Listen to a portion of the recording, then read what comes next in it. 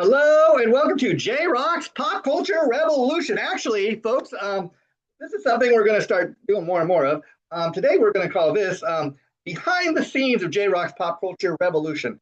Now, let's get into this, folks. I am your host, Jason JRock Houston. And of course, our show for the first 22 episodes was on my own JRock's Babylon site. And with episode 23, which is our latest episode, thanks to my good friend Tom Collier and all our friends at JRock Music Group and JRock TV, they love the show so much that they invited me to have our show start premiering on the JRock TV network.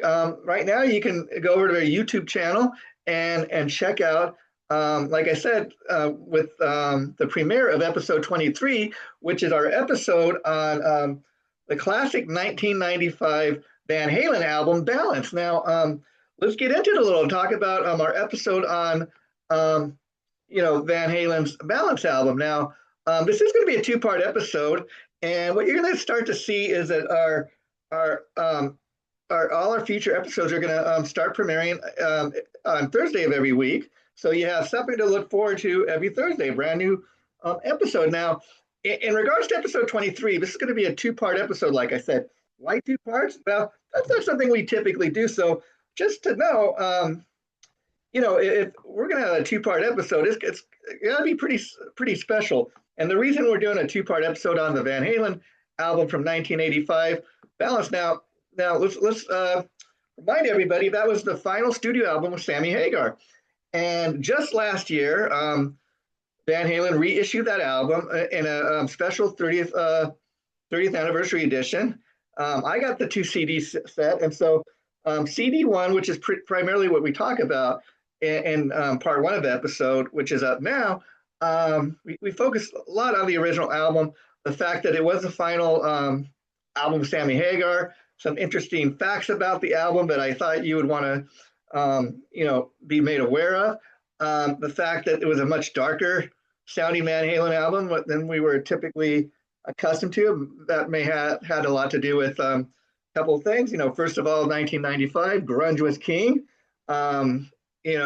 Typical hard rock and metal was out, but Van Halen was still around. They're still trying to make it as band. And also, there was growing tension between the Van Halen brothers and Sammy Hagar, as we discussed in the episode. And 1 year later, in 1996, Sammy Hagar would leave Van Halen, depending on who you ask. According to Sammy, he was fired by the Van Halen brothers.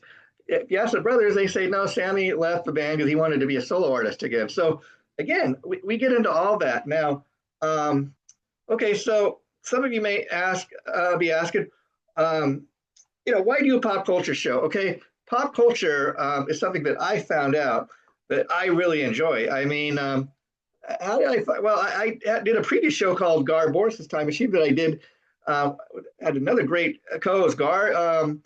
For anybody who doesn't know, he plays in what I call the premier Southern California tribute to Guns N' Roses, Appetite for the Number Destruction. And he, of course, plays the role of Axl Rose. He runs a band, he manages it, and they put on a great show. But during the pandemic, which goes all the way back to 2020, people would post these lists on their websites of favorite albums and their favorite bands and stuff like that. And the main thing people were doing was like creating a list with like maybe their top 10 favorite albums of all time, top 20, stuff like that. And I noticed Gar was posting some of that on his website, and I'd interviewed him over years. I always found him to be a super friendly guy. So I reached out to Gar and I said, hey, Gar, how would you feel about doing a show about pop culture? I said, we could talk about, doing nothing but talk about music for days and days. I said, but I think the thing with doing a pop culture show, which we quickly found out, is number one, people will continue to tune in because, every new episode you roll out, they don't really know what we're going to be talking about, because pop culture is everything from classic TV shows, classic movies, classic TV shows, music. And so like in episode 23, I said, okay, it's been a while since we did an episode on a band or anything or any type of music stuff. So let's do an episode on Van Halen. And then so again, when we do part two, we're going to do part two on the 30th anniversary of the album that came out last year, and it was a 2 CD set, which I got.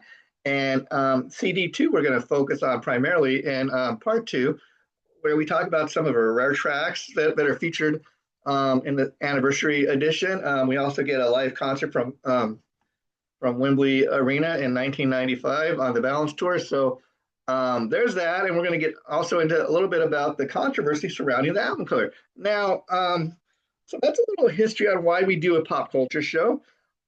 Eventually, Gar Bors's Time Machine was a pop culture show, but it's kind of ran its course, not because of a decision made by me or Gar Boris, but the site owner just decided, you know what, I don't want to do a show anymore. We're going to pull the show, guys. Thanks a lot. But and then because it was such a popular show, he told me, okay, you can do a future pop culture show, but you're not going to call it Gar Bors's Time Machine because that's associated with my site. So, okay, I reached out to Gar, see if he wanted to relaunch a pop culture show and do something new in a new, huge way. He could no longer do it anyways. And like I said, the show just kind of, it never ran out of steam, but just kind of because of Power of It Bees, the guy that owned the site, he's like, we're just not going to do a show anymore. Very sad. I never understood it because the show always got huge ratings. It was one of the most highest rated shows on the site. So I really never understood the reason for just kind of ultimately pulling it. But again, something I had fun doing. So once I knew Gar Boris was unable to do it, I thought, okay, I'm going to launch something else. And so I started immediately thinking about a name. I already had the name because I know for a while that the guy was talking about not wanting to do the show. And it really got to me, so I was already having back in my mind, okay, I need to come up with, since we can't call it Gar Bors's Time Machine, okay, we got to create something new. We need a flashy name. I thought, you know what? I came up with the title Pop Culture Revolution. And again, when it got to the point where I knew Gar Boris was not unable to continue doing a pop culture show with me. Okay, I had the name Pop Culture Revolution. That's a cool, flashy sounding name. I said, you know what? This time, you're going to start your own thing, your own site, which became JRock's Babylon, which we launched last August in 2025. After, I walked away from Catacris TV after 17 years of being there. It just was no longer working there. I thought, okay, I'm going to launch my own site, which was, as I said, JRock's Babylon. So now I knew I was going to do a pop culture show. So the first episode of JRock's Pop Culture Revolution said, okay, I'm going to start my own site. I'm going to start my own pop culture show. So let's put your name in the show title. Now, from my 17 years of being at Chaotic Risk, I started going by the name Jason JRock Houston. And, after doing that for 17 years, people on their own without, me prompting them or anything, just started referring to me as JRock. So I thought, okay, that's the name, Jason JRock. That's the brand. And immediately the owner of Chaotic Risk, contacted me trying to tell me through an email, hey, by the way, you cannot use a JRock name because that's associated with my site. I said, hey, listen, you try to do what you want, but that's the name, that's my brand, has been for the last 17 years. What, you going to call yourself JRock? You're not Jason JRock. People don't know you as JRock. I said, so, go ahead. So that was another reason I had to put the name JRock in the title of the show. I thought, that's my brand. That's what I'm known for. I'm not going to let anybody, just let them try to take my name away from me, okay? And I, without getting into it, I'll just say I've taken steps to make sure that can never happen. So the name is JRock's Pop Culture Revolution. It's a name that we are so very proud of. Now, like I said, the great thing about doing a pop culture show is you can talk about everything from classic TV shows, classic movies, music, bands. We even did an episode on like I did an episode just talking about for like 30 minutes, a 30-minute episode on um, my favorite TV sitcom episodes. Now, that's hard, to break it down kind of. So we included episodes like from the Jeffersons, episodes from Happy Days, Laverne and Shirley, Family Ties, just to name a few. And the number one kind of most memorable TV sitcom episode for me. That's what it was. Most memorable TV episode. So it's a little more than just saying, okay, Happy Days is my favorite classic TV show. We kind of broke it down. So like for example, the one that ended up making number one on the list was the death of James Evans on Good Times. Now we kind of talked about that and why that was the number one and why because I remember as a kid watching that episode where James Evans is killed off in Good Times. Um, we don't see it happen on, but they get a phone call. They're having a party, getting ready to move out of the ghetto, and then Florida opens a telegram. It's supposedly from James Evans, who's waiting for the family to come to Mississippi where he is. They get as the episode ends, they get a telegram saying, and Florida opens the letter and says, "Sorry to have to inform you, but your husband James Evans was killed in an automobile accident." I mean, could you imagine something being done like that? Like you don't even get a phone call to find out that your husband was killed in that accident. They send you a telegram. Wow. I mean, it was TV back in the day, and that's how they resolved like issues that they're having with the actor John Amos, who played James Evans. He was arguing with the producers, not liking how he thought that they, because most of the writers on Good Times, believe it or not, were like Norman Lear and some other white guys. And John Amos had a real issue with telling these writers, hey, none of you know what it's like to be black. So, so he had issues with the way they were writing the stories. And he didn't like the fact that that all of a sudden the eldest son, JJ, Jimmy Walker's character of JJ Evans was getting a lot of screen time and the show was being centered around dynamite rather than the stories. And so Norman Lear and the other producers and creators, they said, okay, we're just going to kill this guy off. And so, that's what they did. But so again, we've done 23 of these episodes. The latest episode 23, which is on Van Halen's 1995 album Balance.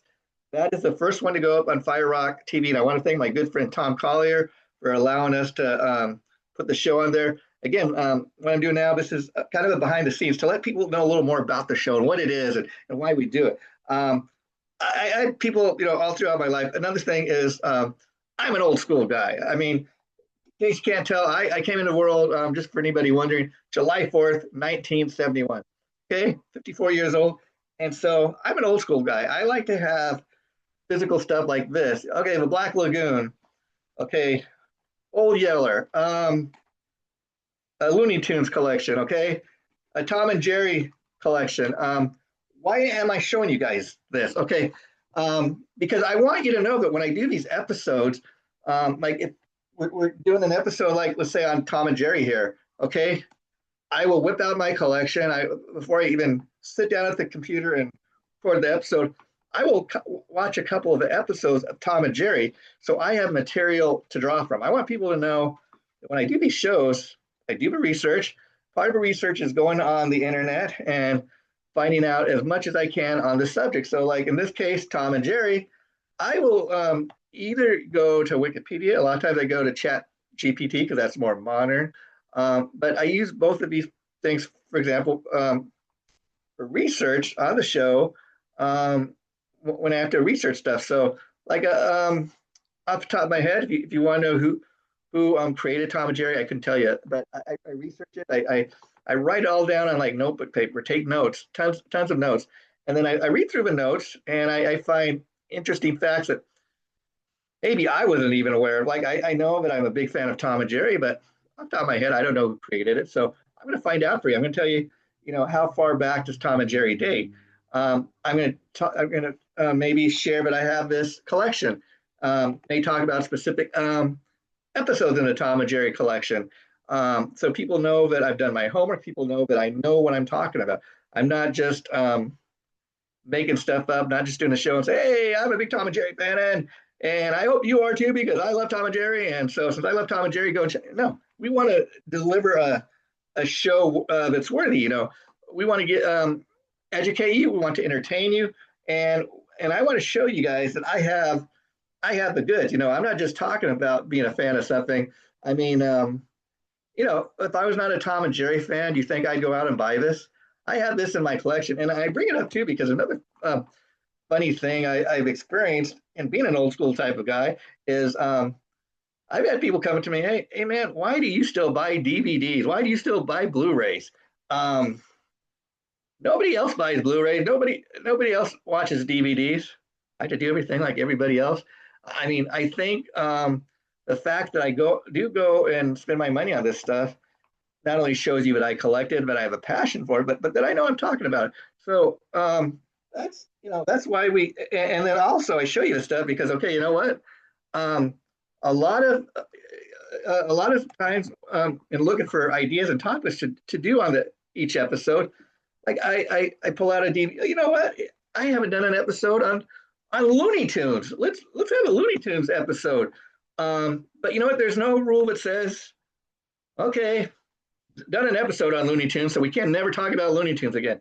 No, I mean, there is so much about Looney Tunes to talk about. I mean, we could talk about the history of Looney Tunes, who created it, who did some of the voiceovers. You could do an episode on just talking about Bugs Bunny. So many different things about Looney Tunes we could talk about. And that's what I've found in doing a pop culture show, folks, is that you never run out of topics, you never run out of ideas. It's I've tried it, and it's amazing. And what I find doing the episodes because, like I said, part of the reason for doing this because this is stuff I enjoy talking about. It brings back a lot of memories from me when I was younger, when I was first experiencing some of this stuff.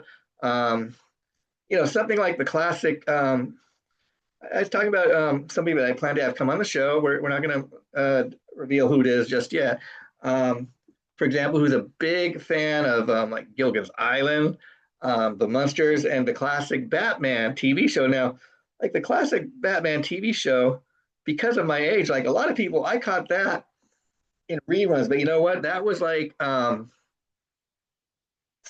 that was all. Even though I wasn't even alive in the 1960s when the original Batman premiered, but I caught it in reruns, and to me, that was my first Batman. To me, that was my Batman.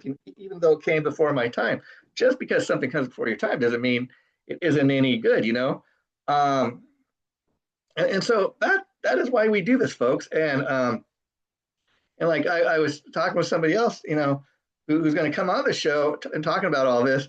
He was saying, yeah, that was I love the 1960s Batman, and so there's no shortage of things that we can talk about. And another thing I plan to do that we've already done on the show, but I'm going to try to do more so in the year 2026, is have guests come on the show. Have guests that are either kind of also into pop culture like me, or maybe they got a connection to it. So we're going to take this show all kinds of different places. So we're just getting started. And again, do this to entertain folks. I am Jason JRock Houston, and you can start checking future episodes of our pop culture show, JRock's Pop Culture Revolution, folks. That's the name of the show. Try to say it 3 times if you will. And let us know you're a fan. Be sure you subscribe to JRock's Babylon on both Facebook and the YouTube.